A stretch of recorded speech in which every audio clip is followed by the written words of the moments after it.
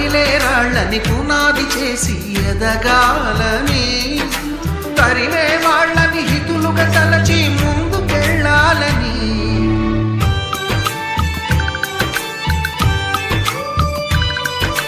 కన్నుల నీటిని కలల సాగుకై వాడుకోవాలని, కాచే నిప్పుని ప్రమిదగా మలచి కాంతి పంచాలని, గుండెతో ధైర్యం చెప్పెను, చూపుతో మార్గం చెప్పెను, అడుగుతో గమ్యం చెప్పెను. నేనున్నానని